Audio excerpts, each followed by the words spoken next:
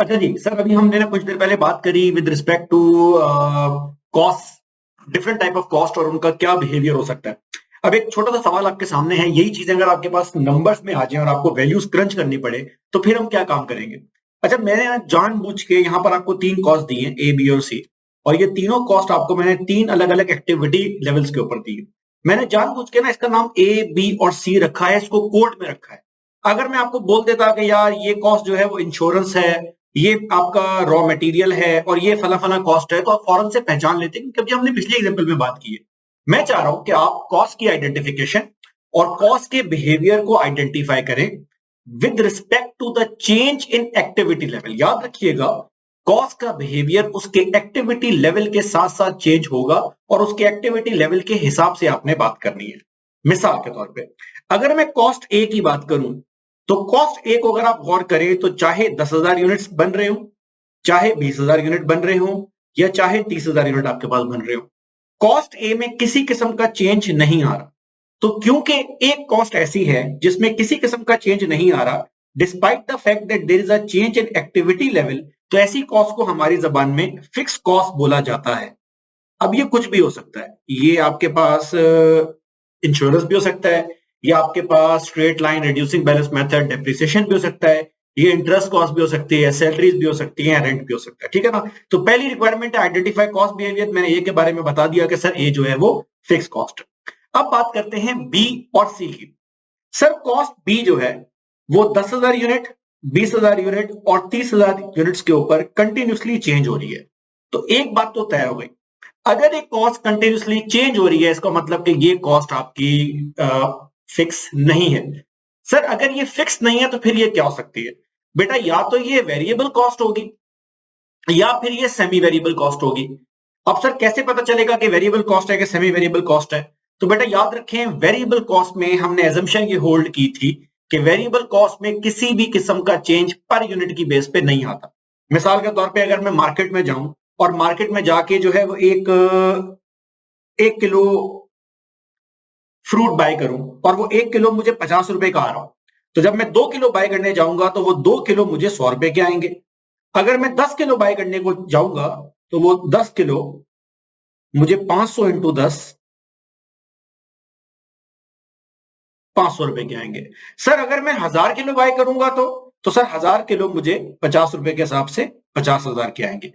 इसका मतलब कि कॉस्ट टोटल में तो चेंज होती रहेगी, लेकिन पर यूनिट के ऊपर किसी भी किस्म का चेंज नहीं आएगा। अब आप में से कोई बोलेगा सर अगर मैं मंडी जाऊं और मंडी जाके 1 लाख किलो माल बाय कर लूं तो सर फिर तो 50 रुपए का नहीं आएगा। आप तो यहां भी अभी बात कर रहे हैं कि 50 रुपए का ही जो है वो आपके पास आ रहा है। नहीं बेटा, तब भी हम एज्यूम ये करेंगे कि ये 50 रुपए का आएगा। You are right, real life में डिस्काउंट होते हैं लेकिन हम डिस्काउंट एज्यूम नहीं कर रहे हैं। तो मैं इस कॉस्ट को अब चेक कर लेता हूं बारी बारी। कॉस्ट बी 50,000 आ रही है 10,000 यूनिट्स पर। इसका मतलब ये हुआ कि 1 यूनिट के ऊपर 5 रुपए आ रही है कॉस्ट। ये मैंने पहली चीज चेक कर ली, सही है। अच्छा, ये कॉस्ट भी 1 लाख आ रही है 20,000 यूनिट्स पर। दोबारा चेक कर लेता हूं, 1 लाख डिवाइडेड बाय 20,000। सर अभी भी 5 रुपए आ रही है पर यूनिट। दोबारा चेक कर लेता हूं, यही कॉस्ट भी 1.5 लाख आ रही है 30,000 यूनिट पर। 1.5 लाख डिवाइडेड बाय 30,000, अभी भी 5 रुपए पर यूनिट। तो एक बात याद रखिएगा, एक कॉस्ट जो टोटल में चेंज हो लेकिन पर यूनिट में चेंज ना हो, तो मेरे प्यारे बच्चे इस कॉस्ट को माजरत वेरिएबल कॉस्ट बोला जाता है। ठीक है जी। अच्छा जी, यहां पे मैं नोट भी जो है वो कर लेता हूं, ये 5 रुपए पर यूनिट आ रही थी। सर कॉस्ट सी, एक दफा दोबारा से, कॉस्ट सी 10,000, 20,000 और 30,000 के ऊपर कंटिन्यूसली चेंज हो रही है, तो ये फिक्स तो नहीं है। आपने चीजों को रूल आउट करना है। अगर फिक्स नहीं है तो फिर 2 ऑप्शन है, या तो वेरिएबल होगी या सेमी वेरिएबल। सर आए बारी बारी चेक कर लेते हैं। ये कॉस्ट आ रही है 8,000 रुपए 10,000 यूनिट्स के ऊपर। अच्छा सर, तो 8,000 रुपए डिवाइडेड बाय 10,000 यूनिट्स, फी यूनिट कॉस्ट आ रही है, पर यूनिट कॉस्ट आ रही है 80 पैसे। ठीक है सर, चेक कर लेते हैं। ये कॉस्ट सी 16,000 आ रही है 20,000 यूनिट्स पर। अच्छा, 16,000 रुपए डिवाइडेड बाय 20,000। सर अभी भी कॉस्ट 80 रुपए फी यूनिट आ रही है। एक दफा दोबारा चेक कर लेते हैं।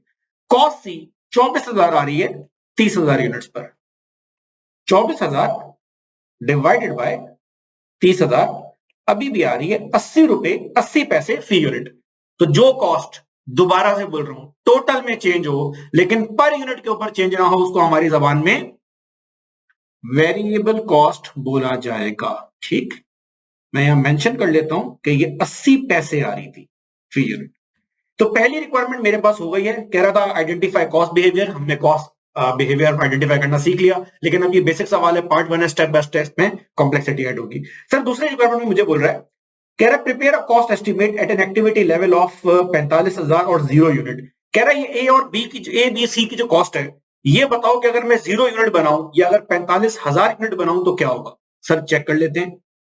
मुझे कह रहा है कि 45,000 यूनिट्स के ऊपर और 0 यूनिट्स के ऊपर कॉस्ट ए बी और सी कितनी कितनी आएगी। अच्छा, कॉस्ट ए तो मैंने चेक कर ली है, कॉस्ट ए आ रही है फिक्स, चाहे मैं 10,000 बनाऊं, 20 बनाऊं, 30 बनाऊं, कॉस्ट में किसी किस्म का चेंज नहीं आ रहा। ये होगा रेंट, ये होगी सैलरी। अब इसका मतलब अगर किसी महीने में 45,000 यूनिट प्रोड्यूस करूं तो क्या होगा सर, तब भी रेंट सेम रहेगा। किसी महीने अगर मैं कोई काम ना करूं, स्ट्राइक हो गई है, बारिश हो गई है, सैलाब आ गई है, काम नहीं हुआ, सर रेंट तो आपने देना ही देना है, इंटरेस्ट तो आपने देना ही देना है, ये कॉस्ट 40,000 रुपए ही रहेगी। अच्छा सर, ये दूसरी कॉस्ट है बी, अब मैंने नाम नहीं लिखा, ये क्या है, ये रॉ मटेरियल कॉस्ट भी हो सकती है। एक यूनिट के अंदर 5 रुपए खर्च हो रहे हैं, तो अगर किसी महीने में 0 यूनिट्स प्रोड्यूस करूं तो सर 0 यूनिट प्रोड्यूस करेंगे तो 0 कॉस्ट आएगी, आपने माल बनाया ही नहीं, रॉ मटेरियल बाय नहीं किया। और अगर मैं 45,000 यूनिट बाय करता हूं तो सर क्योंकि एक यूनिट पर 5 रुपए आ रही है, तो 45,000 इंटू 5 आपके पास कॉस्ट आ रही होगी मेरे भाई 2,25,000 के आसपास। Sir again cost see variable cost है, 80 पैसे फी यूनिट। अगर मैं किसी महीने 0 यूनिट प्रोड्यूस करूं तो 0 कॉस्ट आएगी, लेकिन अगर मैं किसी महीने 45,000 यूनिट प्रोड्यूस करता हूं तो 45,000 मल्टीप्लाई बाय 0.8, ये मेरे पास कॉस्ट आ रही है ऑलमोस्ट 36,000। तो ये मैंने आपके पास जो है आपके एक दूसरे वाले पार्ट का आंसर आपके पास बाहर निकाल दिया। फिक्स कॉस्ट की सबसे आसान बात यह है कि फिक्स कॉस्ट किसी भी एक्टिविटी लेवल के ऊपर चेंज नहीं होती, कांस्टेंट रहती है। और वेरिएबल कॉस्ट एक्टिविटी जैसे जैसे चेंज होगा उसी प्रोपोर्शन के अंदर चेंज होना स्टार्ट होगी। आए नेक्स्ट एग्जांपल में एक और केस देखते हैं।